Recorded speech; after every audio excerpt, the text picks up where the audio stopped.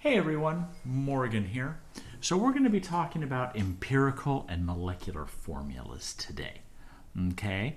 We're going to start ourselves off with a little brain teaser. Sodium chloride. Now, if I say 50% of the atoms are sodium and 50% of the atoms are chlorine, that's good. But if I say 50% of the mass is sodium and 50% of the mass is chlorine, that's not accurate because sodium and chloride have different molar masses, so they contribute a different amount to the compound. So let's look at this. Sodium chloride, this is going to be 22.99 and this is 35.45 off the periodic table that I was using. That gives me 58.44 grams per mole. So the percentage of this that's sodium is 22.99 grams out of the 58.45 grams, 4 grams really, times 100%. Now, rounded off, that is 39.34%. Okay? So it's not 50% of the mass of the compound. Now for the chloride, I could do the same thing, or I could just realize they have to add up to be 100%, right? So the percent that's chloride is 60.66%, and then those two numbers add up to be 100%. So this is what we call percent by mass.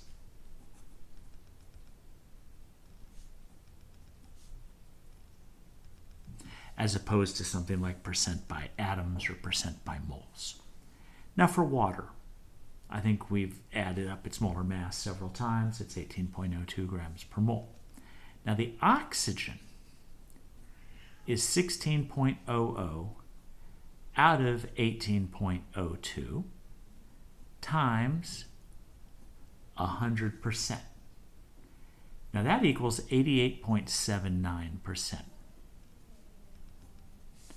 So that means the hydrogen would be 11.21. Let's prove it though. 2.02 out of 18.02 times 100%. Now I have to say 2.02 because there's two hydrogens present. And that equals 11.21%. Okay. So that's our bit for percent by mass. Now, empirical formulas. The empirical formula is the simplest formula.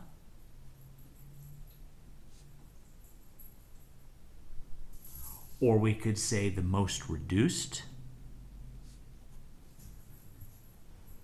Or maybe we could even say that it is the simplest ratio of moles in the compound.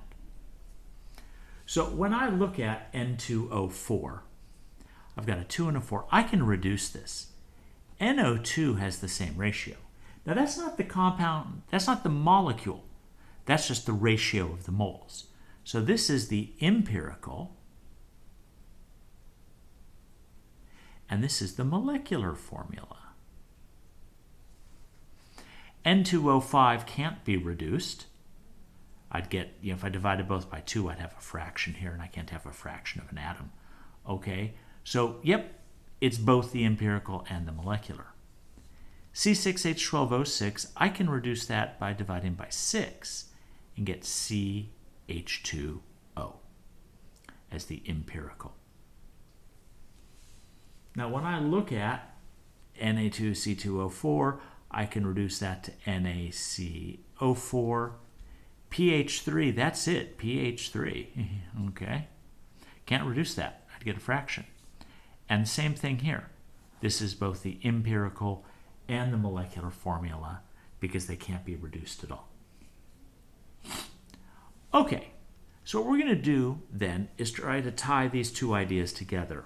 And this is a 4-step process for finding empirical formulas.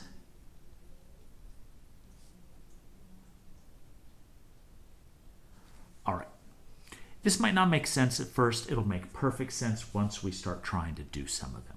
Let's just get it copied down now. Change percent to grams. Then change grams to moles. Divide by the smallest number of moles.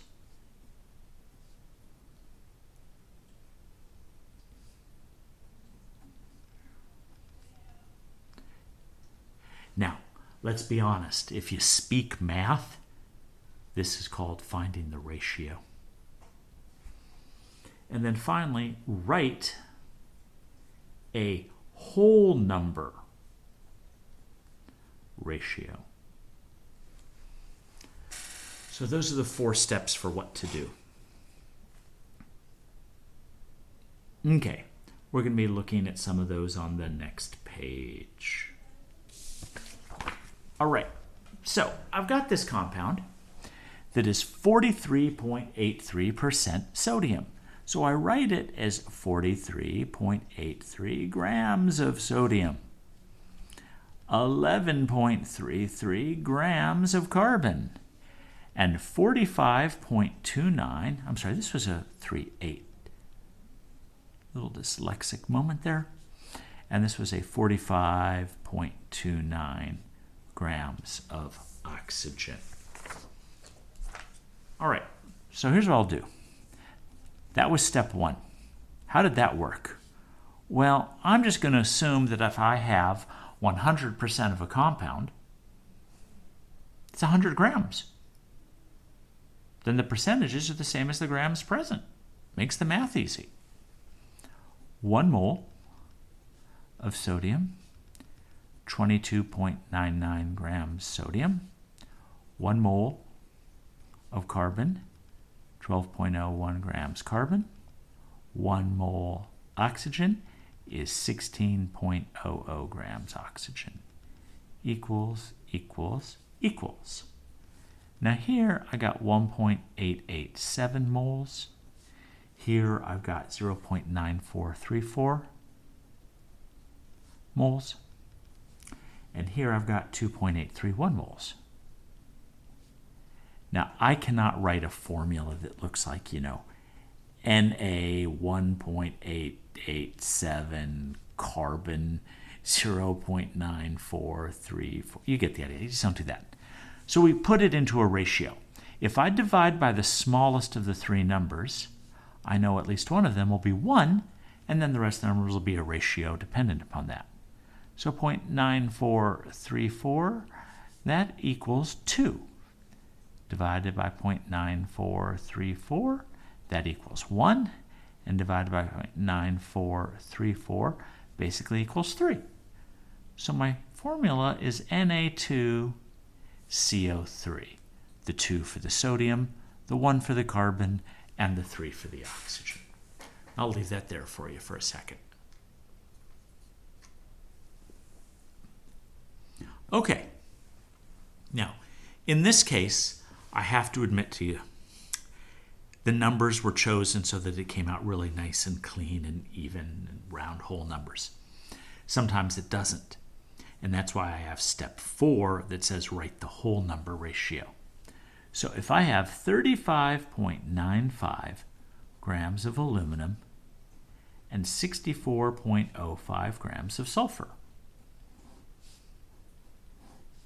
1 mole of aluminum, 26.98 grams of aluminum, 1 mole of sulfur, 32.07 grams of sulfur. This equals 1.332 moles, and this equals 1.987 moles. Now when I divide by the smallest number, 1.332, 1.332, this equals 1, but this equals 1.5. Now, I cannot write a formula that's ALS 1.5. That's just wrong. But what I could do is find the whole number ratio. In fact, if I multiply them both by 2, This equals 3, that equals 2. I can write Al2S3. Now, if multiplying by 2 didn't work, I'd multiply by 3. If that didn't work, I'd try multiplying by 4. And if that didn't work, I'd try multiplying by 5. And one of those combinations is going to work for you. Okay, so this is how we determine empirical formulas. To change an empirical formula into a molecular formula, we need to see if the molar mass checks out. So here I have CH2O. Carbon's 12 plus 2 for the hydrogens plus 16. That equals 30. So if the molar mass of a compound with this empirical formula is 180, I got a problem because 30 is not equal to 180. So what I do is I say 30 goes into 180 6 times. So I need 6 times this formula. C6H12O6. Now in this case, the same empirical formula, but the molar mass is 60. Well, I'll divide by 30. I already found that out over here. Equals 2. So this time I go C2H4OH. I multiply everything by 2 rather than by 6. Now here, carbon, hydrogen, oxygen, 3, 4, 3 times 12.01 times 1.01 times 16.00. And it turns out that this does equal 88. So that is both the empirical and the molecular formula. Now for an empirical formula of HO, I have 1 plus 16, that's 17. 34 is not 17, but 17 goes into 34 twice, so I double it, H2O2.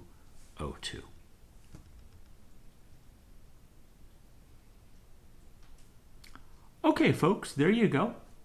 That's the whole bit about empirical and molecular formulas. And the homework is based on this. In fact, it's going to look very similar. All right. Hope you're having a good day. This is Morgan signing off.